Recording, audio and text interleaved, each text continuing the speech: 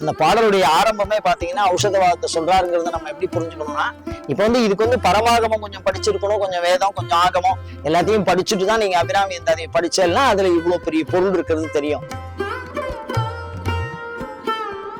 இந்த பொருளை நம்ம வீட்டுல வாங்கி வைக்கிறோம். வீட்டுல வாங்கி வச்சுட்டு அதையே அபிராமியா நினைச்சு வழிபாடு பண்ணணும். ஏன்னா இதெல்லாம் சொல்ல முடியாதுன்னு தெரியும், இதெல்லாம் செய்யறது ரொம்ப சிரமமா. அதனால என்ன சொல்லிவிட்டாரு அம்பாட்டே, அந்த பொருளை அங்க வச்சுட்டு அதுல முதல்ல நம்ம ஆத்துல பண்ண வேண்டிய விஷயம் என்ன அப்படின்னா, ஒரு பிள்ளையார் தான். அந்த பிள்ளையார்ல ஒரே ஒரு மஞ்சள் கிழங்கு நம்ம முகம் பூசிப்போமோ இல்லையோ, அந்த மஞ்சளே பிள்ளையார் ஆவாகனம் பண்ணி தில்லை ஊரதும் பாகத்து உமை வைந்தனே அப்படின்னு அந்த பாட்டை சொல்லிட்டா, பிள்ளையார் பூஜை பண்றதுனால என்ன பலன் உண்டோ அது ஒத்துரும். கேழ்வர் ஒரு பக்கமோ, நின் கேழ்வர்னு சொன்னா அது ஒரு பக்கமோன்னு சொன்னா அர்த்தநாரி, பாதி ஆணாவும் பாதி பெண்ணாவும் அந்த அர்த்தநாரி வடிவத்துல அம்பாள் இருக்கு. ஏன்னா அது சிவன் தான் வசதின்னு சொல்லு சைவம், முருகன் தான் வசதின்னு சொல்லும் கௌமாரம்.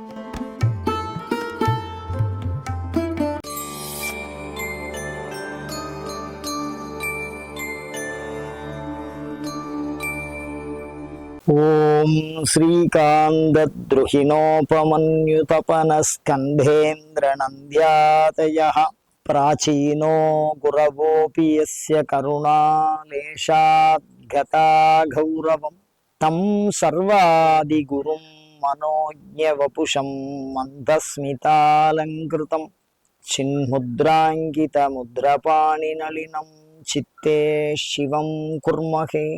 நமஸ்ஸரசே நமஸ்ஸரஸ்வதயே நமஸ்ஸகீனாம் புரோகானாம் சக்ஷுஷே நமோதிவே நம பிருதிவ்யே நமஹ. எல்லாம் வல்ல இறைவனுடைய பெருங்கருணையினாலே இப்பொழுது அபிராமி அந்தாதி பாராயணம் செய்வது எப்படி அப்படின்னு சிந்திக்க போறோம். நம்மலாம் என்ன நினைச்சுக்கிறோம்னா, அபிராமி அந்தாதி ஒரு புஸ்தகம், கடைக்கு போய் 100 பாடல்கள் தான், அதனால புஸ்தகமும் ரொம்ப ஒரு பெரிய பக்கம்லாம் இருக்காது. அதை வாங்கிண்டாச்சு, இப்ப அதை எப்படி பாராயணம் பண்றது, அப்படியே அதை பார்த்து படிச்சுட்டே வர போறோம், அவ்வளவுதானே. தாரமற்கொன்றையும் சண்பகமாலையும் ஆரம்பிச்சோம்னா ஒரு தீங்கு இல்லையேன்னு முடிச்சிடும். அந்த மாதிரி செய்யற பண்புக்கு பாராயணம் அப்படின்னு சொல்ல இயலாது. ஏன்னா பாராயணம்னா என்ன, இந்த அபிராமி அந்தாதிய எப்படி படிக்கணும் அப்படின்னா, அதுல அவர் எந்த மைய கருத்தை வச்சு சொல்லியிருக்கார் அப்படிங்கிறதெல்லாம் நம்ம தனியா கொஞ்சம் ஆய்வு அறிவுல பார்க்கணும். அப்படி பார்த்து புரிஞ்சுக்கணும். அபிராமி பட்டர் தனக்கு பின்னாடி அவர் அபிராமியை நிறுவிட்டார். அபிராமின்னு ஊத்தி இருக்கா, எனக்கு வேண்டியப்பட்டவர். 2 விஷயம் நாம சொன்னா அம்பாள் கேட்கணுமோ இல்லையா, சாதாரண விஷயமா கேட்டார். ஏதோ ஒரு வீடு வாங்கி கொடு, ஒரு கல்யாணம் ஆகட்டும், ஒரு வேலை வாங்கி கொடுன்னா கேட்டார். அம்மாவாசியை பௌர்ணமியா கேட்டார், அம்பாள் தானே ஆக்கணும், வேற யாரும் ஆக்க முடியாது. அவ்வளவு கடினமான விஷயத்த அவர் சாதிச்சு காட்டினார். அதனால அம்பாள்கிட்ட என்ன பிரார்த்தனை பண்ணிக்கிறார், நீ எனக்கு அனுகிரகம் பண்ண மாதிரி இந்த ஸ்தோத்திரம் சொல்றவாளுக்கு நீ அனுகிரகம் பண்ண. இவ்வளவு பெரிய விஷயம் பாரு. இந்த ஸ்தோத்திரத்தை யார் பாராயணம் பண்றாங்களோ, யார் சொல்றாளோ அவளுக்கு நீ அனுகிரகம் பண்ணணும், வர வாங்கி. அது சரி. இந்த அபிராமி அந்தாதி முழுவதுமாக ஆத்மார்த்த பூஜையை முக்கியத்துவமாக கொண்டு எழுதப்பட்ட நூல். அப்ப பூஜை என்ன, ஆத்மார்த்த பூஜைன்னா என்ன, பரார்த்த பூஜைன்னா என்ன. பரார்த்த பூஜைனா கோயில்ல போய் பூஜை பண்றது, அதுல நாம பண்ண முடியாது, யாராவது ஒருத்தர் குருக்கள் பூசாரி அந்த மாதிரிதான் பூஜை பண்ணுவாங்க. ஆத்மார்த்த பூஜைங்கிறது நாம நமக்கு நம்ம ஆத்துல பண்ணிக்கிறது. அபிராமி பட்டர் சொல்லுகிற வழிபாடு அப்படின்னா என்ன அப்படின்னு சொன்னார். அவர் என்ன சொல்றார், அவர் வாயாலே கொடுத்த ஸ்டேட்மெண்ட் என்ன, உரைகின்ற கோணங்கள் 9 மேவி உரைபவனே அப்படின்னு சொல்லியிருக்கார். அது ஸ்ரீவித்யா உபாசனை, ஸ்ரீசக்கர உபாசனை தான் அவர் பண்ணியிருக்கார் அப்படிங்கிறது நமக்கு தெரியாது. அதுக்கப்புறம் இந்த ஸ்ரீவித்யா அப்படின்னு எடுத்த உடனேயே நமக்கு ஒரு மிகப்பெரிய குழப்பம் வரும். என்ன அப்படின்னா, 12 குரு இருக்காது ஸ்ரீவித்யா சம்பிரதாயம். சில பேர் 16 சொல்லுவாங்க.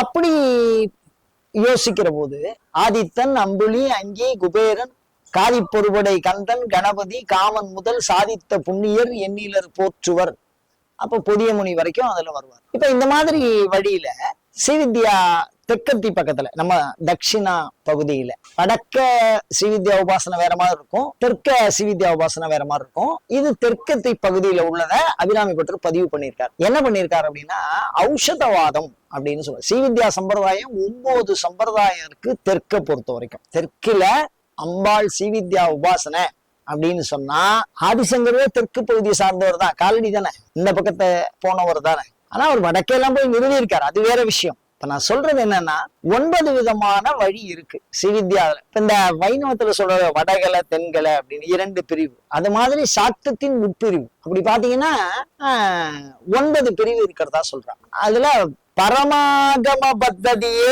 அப்படின்னு ஒரு இடத்துல சொல்லுவார், தெளிவா வரையறுத்திருப்பார். இதெல்லாம் ஒரு நூல்ல இருக்கும்.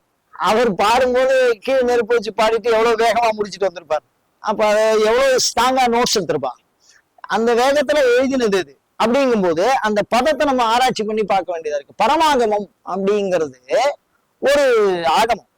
அந்த பரமாகமம் என்ன சொல்றதுன்னா 9 விதமான ஸ்ரீவித்யா வழியில யந்திரவாதம், மந்திரவாதம், தந்திரவாதம், ஔஷதவாதம், அத்வைதவாதம், சித்தாந்தவாதம், துவைதவாதம், விசிஷ்டாத்வைதவாதம் அப்படின்னு தனித்தனியா இருக்கு 9.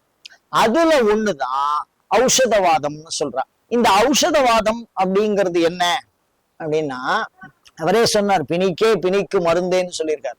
இந்த ஔஷதவாதத்தை சொல்லியிருக்காரு. அவர் அததான் முயற்சி பண்ணி அதுல சித்தி அடைஞ்சு அது வழியாதான் அம்பாலை பார்த்திருக்காரு. இந்த ஔஷதவாதம்னா என்ன? உஷ்ணம் அப்படின்னா சூடுன்னு அர்த்தம். சூரியனின் சுடுகின்ற கதிரை உண்ணுவதனாலே ஓஷதின்னு பேர் செடி கொடிகளுக்கெல்லாம். அது சூரிய ஒளியன்னா பச்சையம் தயாரிக்கும், அதனால உஷ்ணத்தை உண்ணுவது ஔஷதின்னு பேர். அப்ப அந்த ஔஷதவாதம் அதனாலதான் உதிக்கின்ற செங்கதிர்னு ஆரம்பிச்சிருப்பார்.